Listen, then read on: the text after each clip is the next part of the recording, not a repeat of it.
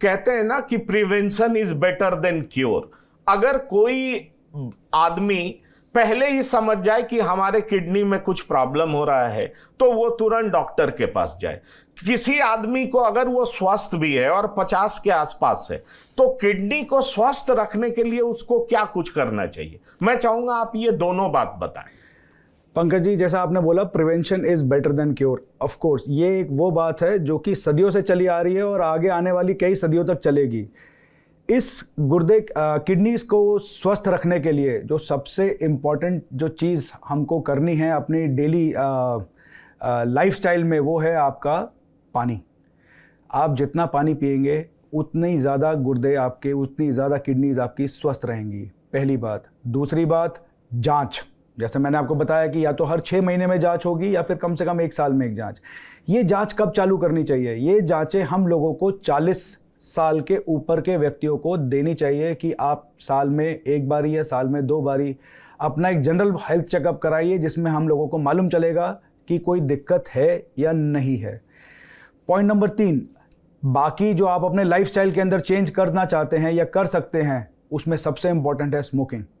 अगर आप तंबाकू का सेवन, स्मोकिंग, अपना मोटापा, अपना पानी का इंटेक, ये सब आप रखेंगे ज़्यादा, तो आपका डेफिनेटली किडनीज की हेल्थ, लॉन्जेविटी, मतलब कि उसकी स्वस्थता इतनी अच्छी रहेगी कि वो आपके जीवन के अंत तक काम करेगी।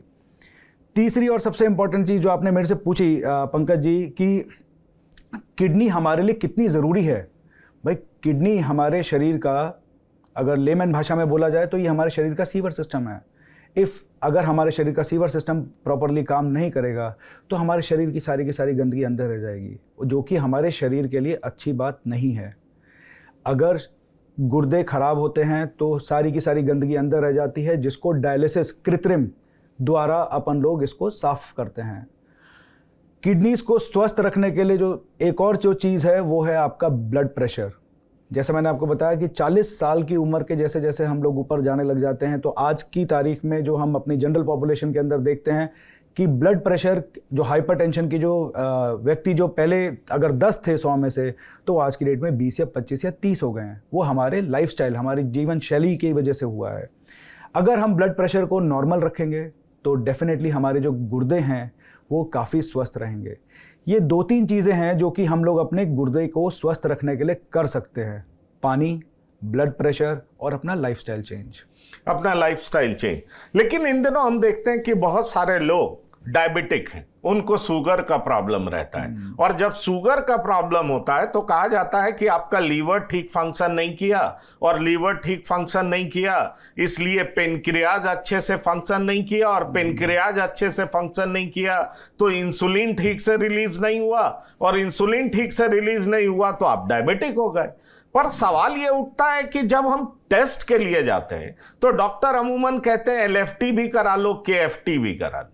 ये दोनों बातें होती, LFT करा लो, KFT करा लो। मैं आपसे सीधा सा सवाल करना चाहूंगा कि दरअसल डायबिटिक पेशेंट्स के लिए किडनी कितना प्रोन है, वल्नरेबल है कि वो भी खराब हो जाएगा, उसमें भी दिक्कत हो जाएगी? क्योंकि अक्सर मैं सुनता हूं ये डायबिटिक भी थे और इसलिए इनको किडनी की दिक्कत हो गई, किडनी ट्रांसप्लांटेशन की जरूरत पड़ गई। इन दोनों चीजों का क्या कनेक्शन है? क्योंकि आज के टाइम में बहुत सारे लोग फास्ट फूड खाते हैं, इस तरह का फूड खाते हैं, ड्रिंक्स लेते हैं, डायबिटिक हो जाते हैं। आपको पता है कि हर 4 आदमी में 3 आदमी में एक व्यक्ति को डायबिटीज है, और डायबिटीज है इसलिए किडनी का रोगी बढ़ रहा है, लीवर का रोगी बढ़ रहा है। तो मैं आपसे यह पूछना चाहूंगा कि डायबिटिक पेशेंट्स के लिए किडनी की बीमारी के चांसेस कितने ज्यादा है?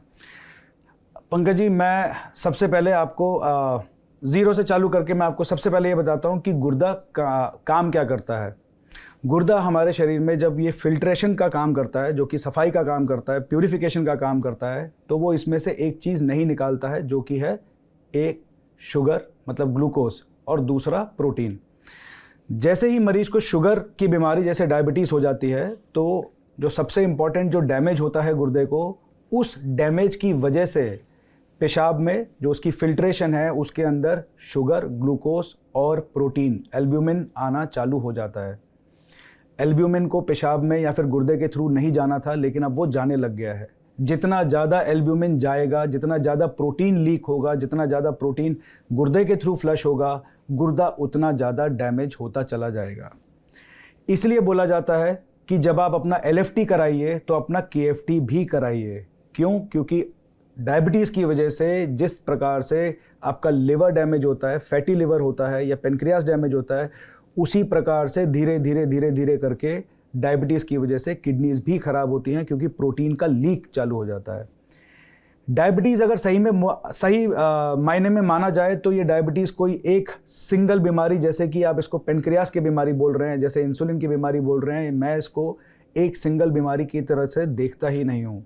Diabetes is a multi organ problem, मतलब कि उसकी वजह से आपकी आँखें, आपका लिवर, आपके गुर्दे, आपकी हार्ट के जितने भी नर्व्स, आर्टरीज और वेन्स होती हैं जो कि ब्लॉक हो सकती हैं, इन सब की संभावना बढ़ती चली जाती है डायबिटीज़ की वजह से।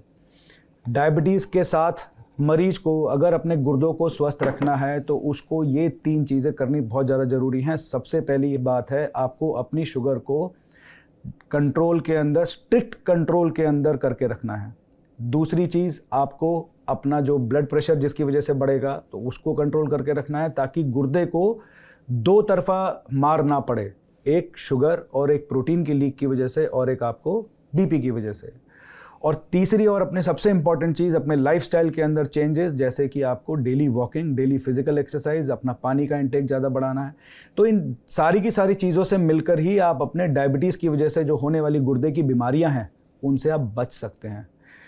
इसके अलावा आपने मेरे को एक और चीज़ बोली कि भाई जब आप डायबिटीज़ की बात करते हैं तो इसमें जो आजकल फास्ट फूड चालू हो गया है या ड्रिंक्स चालू हो गए हैं, हम लोगों ने अभी यही डिस्कस किया कि आपको लाइफस्टाइल चेंज करना है। जो फास्ट फूड है, जो जंक फूड है, जो ड्रिंक्स हैं, उनको आपको लिमिट में करना है। Moderation is the best treatment. आपको जितना उनको कम खाइएगा, जितना उनको कम पीजिएगा, उतना ज़्यादा आपकी लॉन्जेविटी, आपके स्वस्थ रहने की संभावना बढ़ती चली जाएगी।